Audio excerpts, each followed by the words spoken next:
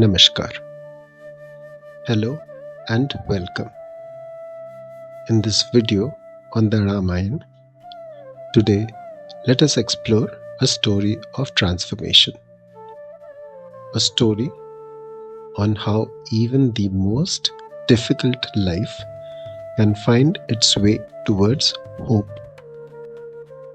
This is not just a tale of a bandit who became a great rishi. It is a reminder that no one is beyond change. In my last video on Ratnakar, I had left off at the moment when Brahma had just given the name of Ram to Ratnakar. I will place a link to that in the description along with the link to the playlist. As you listen, I invite you to think, what does this story mean to you personally? Ratnakar sat completely immersed in a single thought. The name of Ram. Rain, heat and cold. These had no effect on him. Seasonal changes didn't affect him. He remained completely still as the world around him went through its cycles of growth and decay. Over time, an anthill formed, eventually covering him completely. Yet, he remained oblivious to it. Nature took its toll on him. The termites who had formed the anthill gnawed at his body. His heart still remained focused on Ram. Let us think about the anthill that covered Ratnakar. The growth of an anthill is a slow process. It represents the painstaking transformation of the self, a physical representation of the spiritual work that entombed Ratnakar to allow for a new being to emerge. It represents the passage of time and Ratnakar's patience and endurance. The anthill completely covered Ratnakar, separating him from the external world. This symbolizes his detachment from his surroundings and his complete immersion in the name of Ram.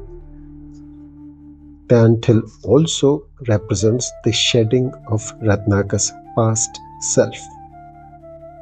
The termites gnawed at his body, symbolically cleansing him of his sins.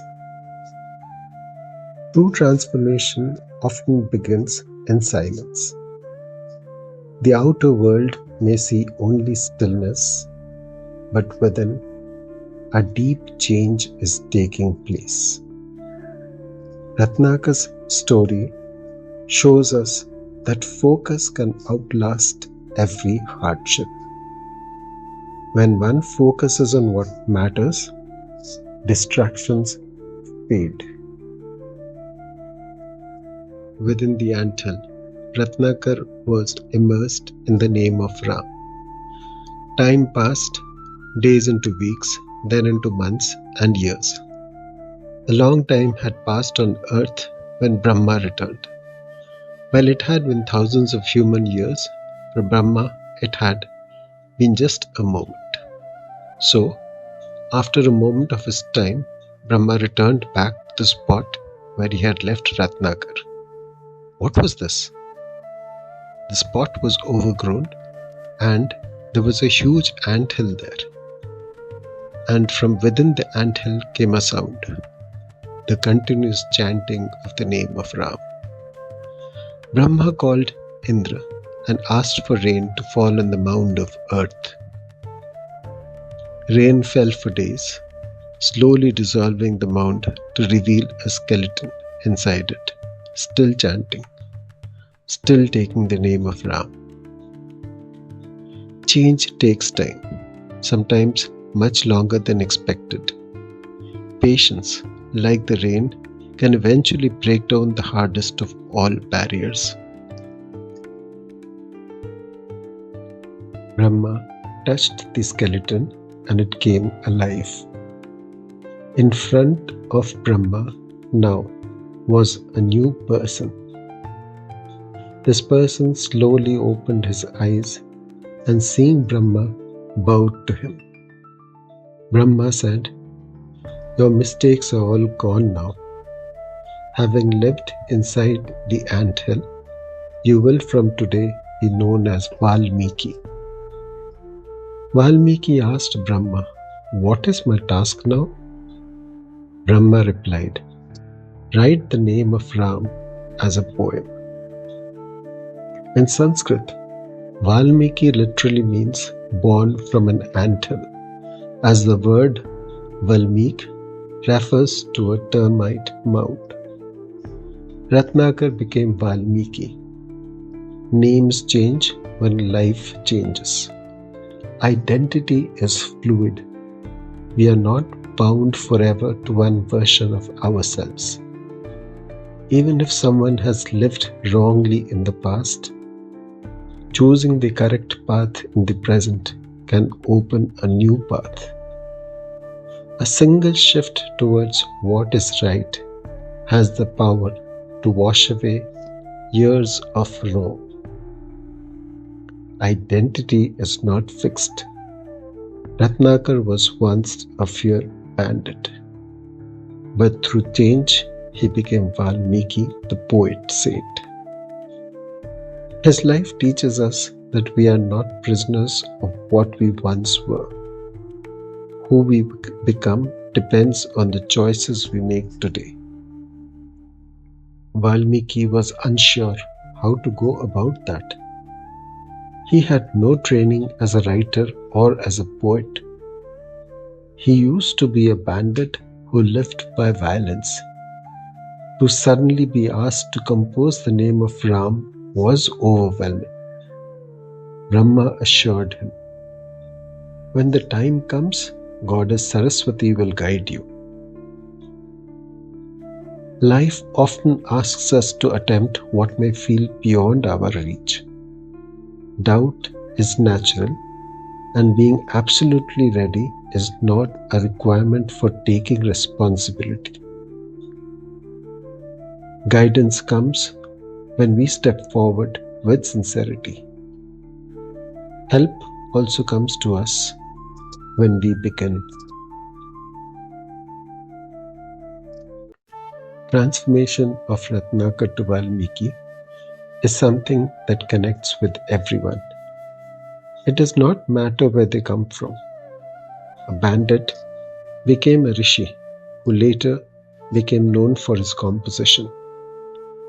In the Bhakti school of thought, the name is not separate from the one it points to. The repetition or chanting of God's name, known as Nama Japa, is believed to directly connect the devotee to the divine. By taking Ram's name, Ratnakar shed his past and emerged as a new person. The story of the transformation of Ratnakar into Valmiki is not part of the Valmiki Ramayana. This is found in various Purans, which are composed much later. Skanda Puran mentions similar stories about Loha Janga and Agni Sharma. Incidentally, Ratnakar as a name was either thought of by the Bengali poet Krittivasi or this was an interpolation.